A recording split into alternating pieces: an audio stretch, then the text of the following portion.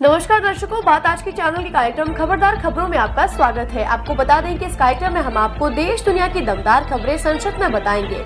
तो लीजिए आज की खबरदार खबरें।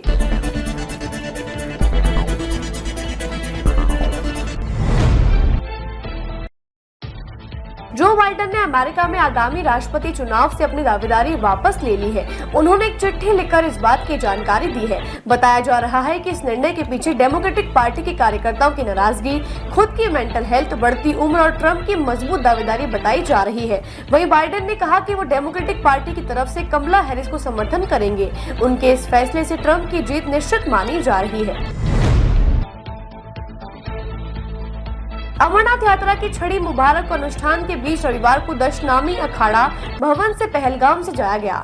महंत दीपेंद्र गिरी ने बताया कि आषाढ़ी पूर्णिमा के पावन अवसर पर पहलगाम में वैदिक मंत्रोच्चार के साथ नवग्रह पूजन, भूमि पूजन, छड़ी पूजन और ध्वजारोहण समारोह आयोजित किए गए। शंखनाद की ध्वनि से पूरा वातावरण गूंज उठा। इस अवसर पर बड़ी संख्या में साधु, पुरोहित, तीर्थयात्री, कश्मीरी पंडित भी उपस्थित थे। गिरी ने बताया कि वार्षिक तीर्थ यात्रा के मुख्य कार्यक्रम से पहले छड़ी मुबारक एक महत्वपूर्ण परंपरा है। पूजन और हवन के बाद लंगर किया गया। केंद्र सरकार ने सरकारी कर्मचारियों के राष्ट्रीय स्वयंसेवक संघ की गतिविधियों में भाग लेने पर लगा 58 साल पुराना बैन अब हटा दिया है।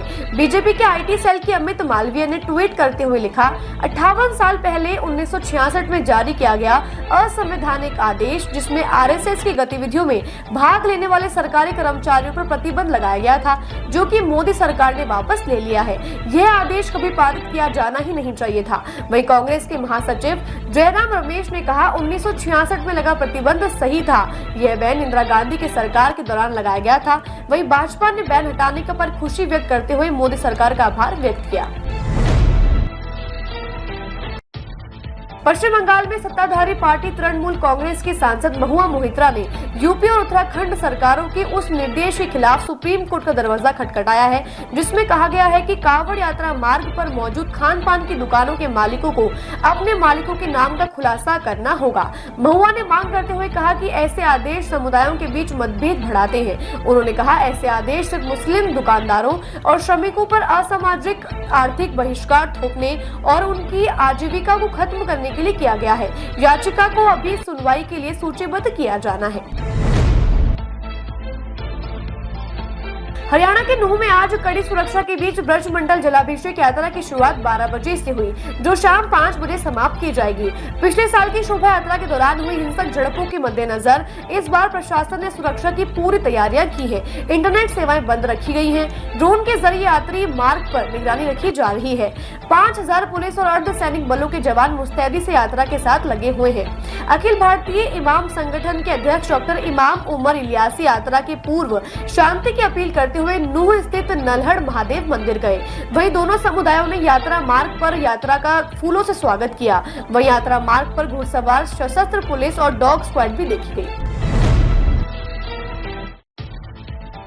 रविवार को पुणे में एक रैली को संबोधित करते हुए अमित शाह ने शरद पवार पर निशाना साधते हुए कहा कि पवार साहब नए इल्यूजन खड़े करने में लगे हुए हैं। वो राजनीति में भ्रष्टाचार के सरगना है। उन्होंने भ्रष्टाचार को संगठनात्मक रूप दिया है।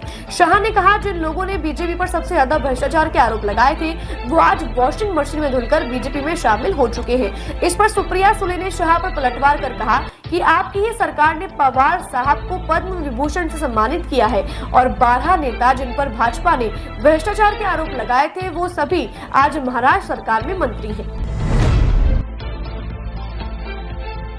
आज सोमवार सुबह जम्मू क्षेत्र के राजौरी जिले में सेना के कैंप पर आतंकियों ने हमला किया, जिसका सेना ने मुंहतोड़ जवाब देते हुए हमले को नाकाम कर दिया। सुबह 3:30 बजे आतंकियों ने कैंप पर जबरदस्त गोलाबारी शुरू कर दी थी।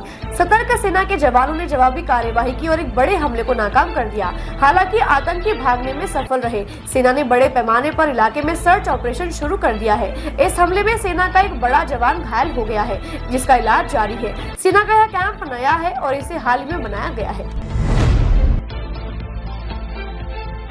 बांग्लादेश में चल रही हिंसा के बीच बंगाल की मुख्यमंत्री ममता ने कहा कि उनकी सरकार बांग्लादेश में फंसे पश्चिम बंगाल के नागरिकों को वापस लाने में मदद करेगी। उन्होंने नागरिकों से कहा कि आप बांग्लादेश में फंसे अपने रिश्तेदारों की चिंता मत करें, हमारी सरकार उनकी सकुशल वापसी के लिए प्रतिबद्ध है। वहीं केंद्र सरकार ने ममता को नसीहत दी है कि किसी भी राज्य सरकार को विदेश मामलों में नहीं बोलना चाहिए। इन मामलों में भारत सरकार के हस्तक्षेप कर सकती है। केंद्र सरकार ने कहा, ममता का बयान पूरी तरह से गलत है। जिंदगी और मौत के बीच फंसी सुनीता और उनके साथी बुच विल्मोर अंतरिक्ष में एक खोज करने में जुटे हैं। उनकी यह खोज भारहीन वातावरण में पौधों को प्रभावी ढंग से पानी देने के तरीके खोज रही है।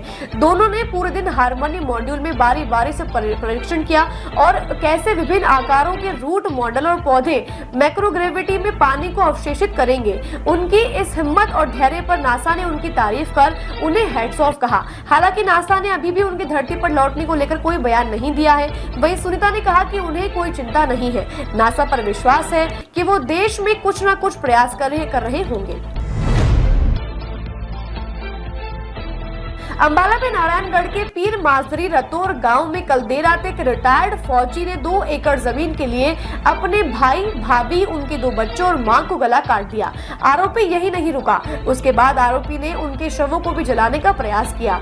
आरोपी के पिता ने जब इसका विरोध किया तो उन्हें भी मार पीट कर घायल कर दिया। हत्याकांड के बाद से आरोपी फरार है। वहीं सभी शवों को अस्पताल के मोर्चरी में सुरक्षित रखवा दिया गया है।